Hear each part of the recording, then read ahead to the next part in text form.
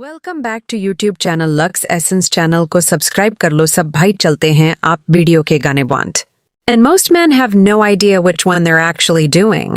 Now, if you're a good man, you've probably been on a few dates where you've tried to perform as if you're unaffected on a date because somewhere along the way, you learned that that's what attractive means.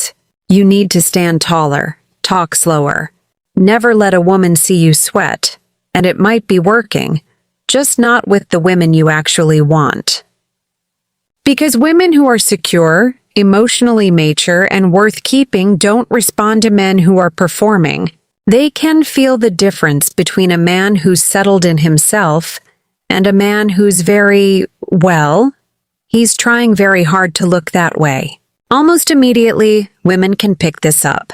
Now, today I'm going to walk you through 5 unseen habits that come from a man who has a genuine, stable relationship with himself. No tactics, no lines to memorize. So, by the end of this video, guys, you're going to know exactly what those attractive habits are, and you're going to have a way to check yourself privately without ever having to ask anybody about them. Now, welcome to this channel.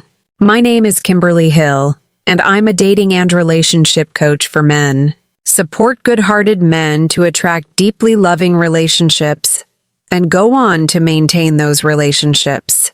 Now, if you're new to this YouTube channel or to the podcast, if you're listening to the audio version and you want somewhere to start, I've put together a free guide called Why You're Not Finding Love. It's 9 chapters. It's quite direct. And if you've been wondering why you're not having success in dating and the same patterns keep showing up for you, no matter how hard you're trying with women, I'm going to show you exactly why. Now, the link is in the description to grab it. Go ahead, get it. It is free. Now, if you've been on this channel for a while and you're already past the point of reading about it and you're ready to actually do the work, then Dating Mastery for Men is my self-paced program that's built especially for men like yourself. It goes places this channel does not, and it is structured to take you from insight to real change. You're going to find clarity on the most frustrating aspects of dating and know exactly what to do about it and how to attract a healthy, loving relationship. A relationship you're going to feel fulfilled in. One that has deep intimacy and love and respect and trust, which is what you are really on this channel for. Now, the link for that Dating Mastery for Men course is in the description too. Okay, but let's get into today's Habit 1 No Over-Explaining video. So what is the first habit that makes you really attractive to women that is quite unseen and not talked about as often? Which is you don't over-explain yourself. Now watch what happens when most men have to say no to a woman. I'm sorry I can't make Friday. I've got this thing with my brother and honestly work's been really brutal and I feel really wiped and I'm sorry. But can we rain check maybe next time?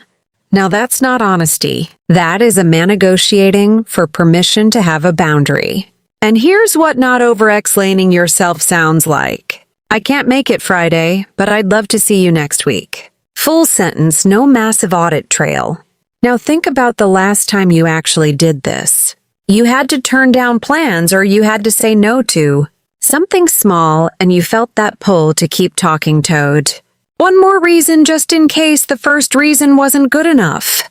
And the pull to keep explaining yourself is something worth noticing, guys. It usually isn't about the woman you're dating.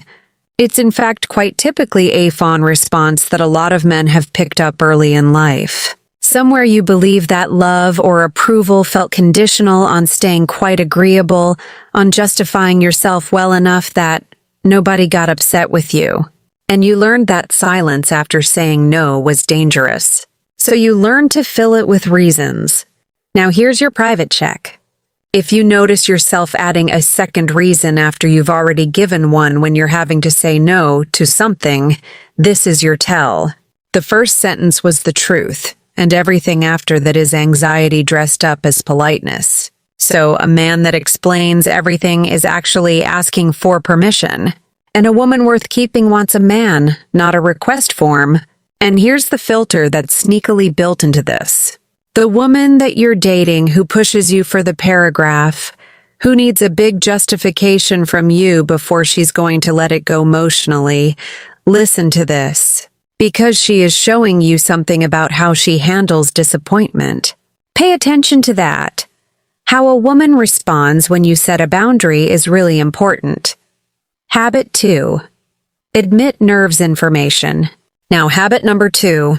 You can admit when you are affected and nervous, instead of performing as if nothing bothers you or you're always unaffected. So, let's say you're on a second date and your hands aren't quite steady, or your voice catches a little when you're telling a story. And the old dating advice says, hide it. Play it cool. Don't let her see it. You know, pretend that you just swallowed your martini a little strongly, whatever, right? You have to make up some reason why it can't be her that's impacting you. Well, here's a better version. You say to this woman on the date, I haven't felt this kind of nervous in a while. It's a good sign, I think. And then you keep talking and the date goes on. It's called name it to tame it. And it's harder than it sounds because you guys have spent years training yourselves out of visible nerves at work, with friends, anywhere it felt like this weakness could be used against you. So, the instinct for you to stay flat and quite unaffected on a date isn't a random thing. It's quite practiced by many of you, but the date is not a boardroom, and naming your nerves out loud is not a confession, and it certainly isn't a weakness. It's actually what real composure sounds like. Forced calm reads accidentally like arrogance or disconnection, and most women can tell the difference instantly.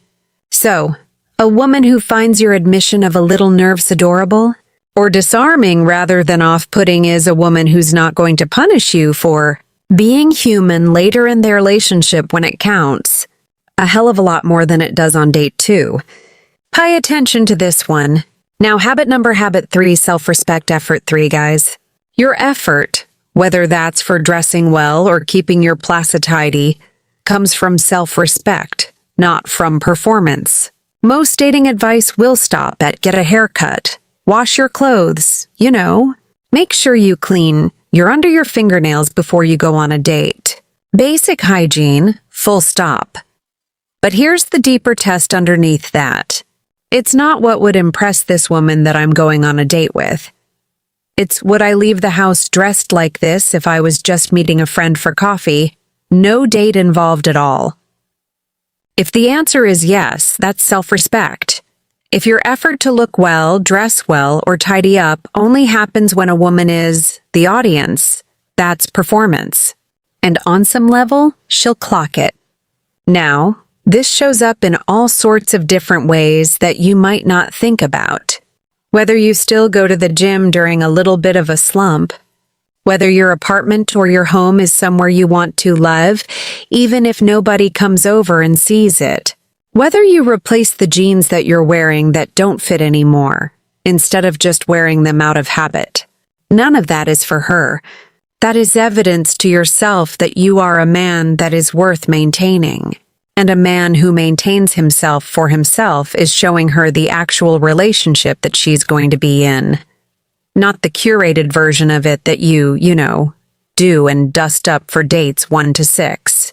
And a woman who only notices the effort when it's pointed at her, who doesn't really care how you treat yourself the rest of the week, is telling you pretty early on that your needs won't matter much once she's got you. Again, all of these attraction habits have built-in filtering mechanisms. That's why they're so fantastic. Laughter.